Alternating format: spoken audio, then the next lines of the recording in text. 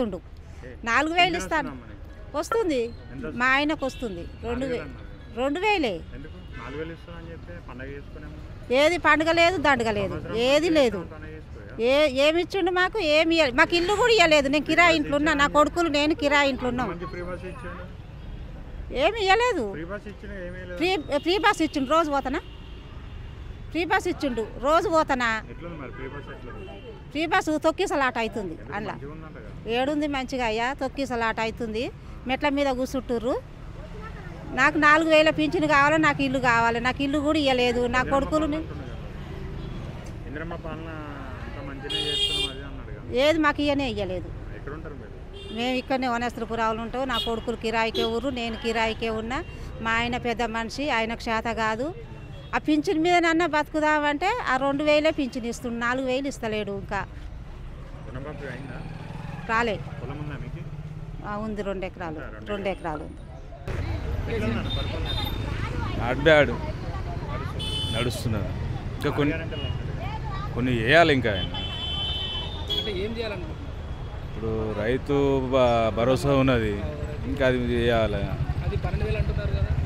12,000 అంటుండు మొత్తానికి ఇవ్వకుండా అవన్నీ ఇవ్వాలి కదా అవి ఇవ్వలేదు ఇంకా ఆడవాళ్ళకి వాళ్ళు ఇస్తున్నారు 2500 ఇంకా అది ఇవ్వలేదు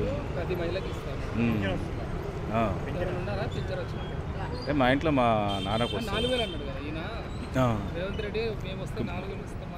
ఇంకా పింఛన్ల గురించి అయితే మనకు తెలియదు మా నాన్నకైతే వస్తున్నది 3000 ఏమో వస్తున్నట్టుంది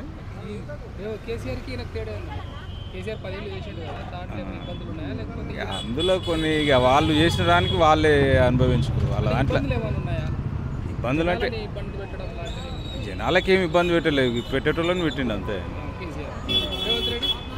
ఇంకా ఈయన అయితే 1 ఇయర్ అయింది ఇంకా ఎక్కడేం ఇంకా కాలేదు ఇంకా ఈయన అన్నీ చేసుకోవాలి పబ్లిక్ నుంచి ఎట్లా వస్తున్నదని దాన్ని బట్టి చూసుకొని ఆయన సరి చేసుకుంటేనే మంచిగా ఉంటుంది లేదంటే అంతే ఉంటాడు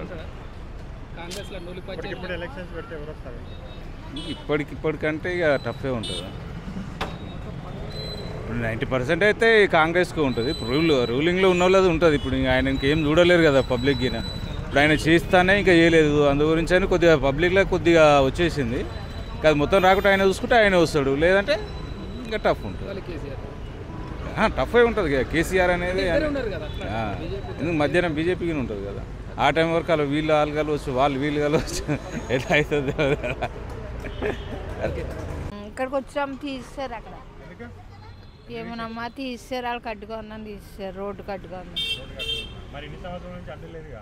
ఏమోనమ్మా ఇప్పుడు అడ్డు వచ్చిందంట వాళ్ళకి మాకేముందమ్మా ఈ లోన్కి ఎవరు వస్తారమ్మా ఎవరో రారు ఏదో అలాగ అమ్ముకుంటున్నాం కడుపు కడక అంతేనా ఏం చెప్తాను రాతనే కదమ్మా అంతా చేసింది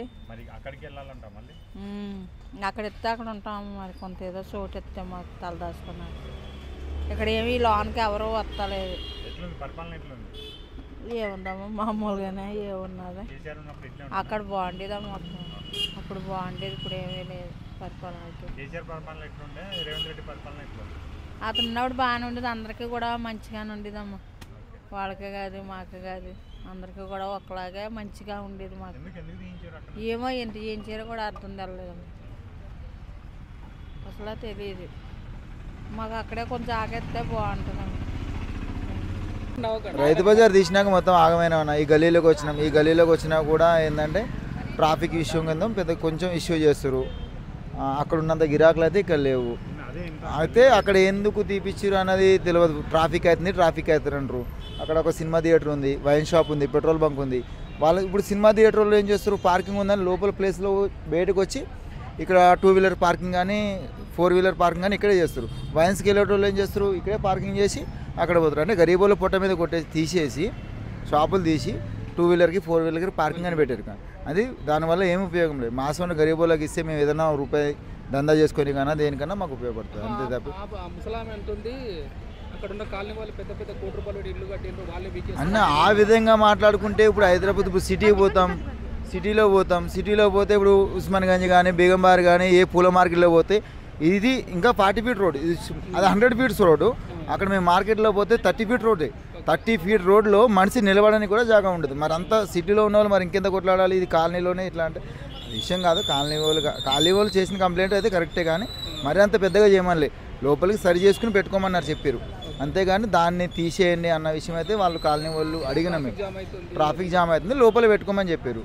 అది కొంచెం రాజకీయవేత్తలు అందరూ కావాలని ఇది తీయాలని చెప్పేసి లోకల్ లీడర్స్ తీపిచ్చారు అంతే. వాళ్ళకి అది అర్థమైతే లేదు సారు. మేము ఏదో దొంగతనం చేసినట్టు చేస్తున్నారు మమ్మల్ని. మరి దానికి మాకు జీవాధారం మాకు కొట్లాడే అవకాశం లేదా? అంటే మా ఓట్లేమో కావాలి కానీ మాతోని అక్కర లేదా? మళ్ళీ అక్కర ఉన్నప్పుడేమో వస్తావు, అమ్మ మేము గెలుస్తామా ఎవరు గెలుస్తారా అని అడుగుతారు. మరి ప్రతి మనిషి కాడికి పోయినప్పుడు ఏదన్నా ఒక సాయం చేయాలిగా మాకు. ఆయన కాడికి పోతే ఆయన కాడుగో, ఆయన కాడికి పోతే ఆయన కాడుగో, ఆయన కాడికి పోతే మినిస్టర్ కాడుగో, మినిస్టర్ కాడికి పోతే పోలీస్ కాడుగో. ఏంది ఇది? మాకు పిచ్చులు అవతారం. రోడ్డు మీద కూర్చుంటే ఇలువే లేదు మాకు. అంటే మేము ఒక అడకతిన ఆయనకు కూడా అంత ఇలువ ఉంది, కానీ అంతకంటే జీవధారం అంత ఇలువ లేకుండా బతికేందుకు మరి మాకు? ఏడ చూపిస్తారు, ఈడ కూడా వీకేస్తారంట. ఆడ ట్రాఫిక్ బండి పెట్టుకోమని ఒక ఆయన కాడికి పోయిండు అనుకో, ఇంకొక ఆయన 10 మంది పోలీసులో దించటం. మేము చేసిన తప్పు ఏంది? మేము బతకటమే తప్ప, మేము కష్టం చేసుకుంటమే తప్ప. మరి ఏదో ఒకటి తీర్చన్నా మీరు అవకాశం లేదు, మీరు బతికే ఇలువ లేదు, ఈడ మాకే ఉంది స్వాతంత్రం అంటే మేము వెళ్ళిపోతాం. కంటికి కనపడకుంటే వెళ్ళిపోతాం. మాకు ఏదైనా చూపిస్తా అనుకుంటే మాకు ఏదో మోతాది జాబులే చూపి, మాకు చదువులు లేవు, ఏడికి బస్ ఎక్కల్లో ఏడ తెలియదు మాకు. మరి ఇప్పుడు మేము ఎక్కడ పోయి కొట్లాడడం? ఎవరి కాడికి పోవాలి? ఎందుకు ఆ ఫ్రీ బస్సులు ముదనష్టం గాను? నాయసుడిది పోతే ఈడ నూకి తాడ పడుతున్నాం. నేను ఈడ అయ్యా రాపాయి అంటే లేదు లేదమ్మా నీకు కాలు లేదు పో. నాయసుడి దాన్ని కూడా నేను రోజు చిట్టాల మాది చిట్టాల బస్సు పోవాలంటే ఎంత ఎరికేనా? 100 రూపాయలు. 100 రూపాయల కిరాయి కాదు, ఇప్పుడు 300 పెట్టుకొని పోతున్నాం. నిన్న అందులో పోలేక నువ్వు ఎందుకు పెట్టినావు? ఇప్పుడు మేము 2 గంటల రాత్రి పోతున్నాం, తెచ్చుకుంటున్నాం, అమ్ముకుందామని ఇక్కడ కూర్చున్నాం. ఒక ఆయన నేను ఒక జాబ్ ఇన్స్పెక్టర్ని, నాకు 10 రూపాయలు తక్కువ ఇస్తావా ఇవని బెదిరించుడు. ఒక ఆయన నేను రాజకీయ నాయకుడిని, నువ్వు అంత రేటు ఎందుకు తీసుకుంటావు, నాకు 20 రూపాయలు తక్కువ ఇవ్వమనుడు. మేము అందరికీ ఇచ్చుకుంటా పోతే మా బతుకులు ఏం బతుకులు? మాది పేదరికం బతుకేగా ఇది. మరి నేను ఇల్లు కిరాయి ఏడ కట్టుకోను, పిల్లలు ఏడ చదువుకోను, నేను ఇవన్నీ మీకు పలారం మంచిపెట్టి ఏమన్నంటే నువ్వు పీకేసిరు కదా ఆడ, ఈడ కూడా పీకేస్తాం, మిమ్మల్ని ఏం చేస్తారు మీరు అంటే ఏంది? మమ్మల్ని బెదిరించుడు దౌర్జన్యం ఏంది? మాకు అంటే స్వాతంత్రం లేదా? మేము కష్టం చేసుకొని బతుకొద్దా? అంటే అందరికీ జాబులు ఇవ్వమను. మేము అసలు ఈ జీవాధారం రోడ్డు మీద పడనే పడం. మాకు కూడా అందరూ అంటే నువ్వు రాలే కాలనీలకు డిస్టర్బెంట్ అవుతుంది, మేము అంటే 1 కోటి రూపాయలు కట్టుకొని ఇల్లు కట్టుకున్నాం, మాకు డిస్టర్బెంట్ అవుతుంది అన్నారంట. ఇప్పుడు మాలాగా డిస్టర్బెంట్ అయినప్పుడు వాళ్ళ ఇళ్ళకి ఎందుకు డిస్టర్బెంట్ కావాలి? మా గురించి ఏం మళ్ళీ రోడ్ జామ్ అవుతుందని పోలీసు వాళ్ళు వచ్చి డైలీ 2-3 సార్లు ఇప్పించేసిర్రు. ఇంకా ఇక్కడ గలీలో ఇచ్చిర్రు, ఇక్కడ పెట్టుకోమంటారు. ఇక్కడ గిరాకులు లేవు, ఏం లేవు. ఏదో దందా చేసుకొని బతుకుతాం, తినడానికి వస్తున్నాయి అంతే. ఇంకేం ఏం చేస్తున్నా అని గరీబులకు ఏమైనా చేస్తున్నా? ఏం చేస్తలేడు. ఏ ఫ్రీ బస్ ఇస్తే అయిపోతుంది అన్న? గరీబులకు అన్నీ చూడాలి, ఉన్నోళ్ళకి అన్నీ చూస్తారు, గరీబులకు ఏదో చూస్తారు. రైతు రోడ్ల మీద అమ్ముకోవాలా, తినాలి, పోవాలి అంతే. ఏదో ఇక్కడ ఈ లైన్ల గలీల గిరాకీ లేదు అసలు. ఏదో బతకాలన్నా కష్టం అయిపోతుంది. పింఛన్లు ఏం లేవన్నా, 2000 ఇస్తా అన్నారు, అది ఇస్తలేరు. ఏమో ఖాళీ బస్సు ఒక్కటే పెట్టిర్రు. అవి ఏం లేవు కదా, ఇయ్యలేదు. అవి ఏమి ఇయ్యలేదు, అది ఇయ్యలే.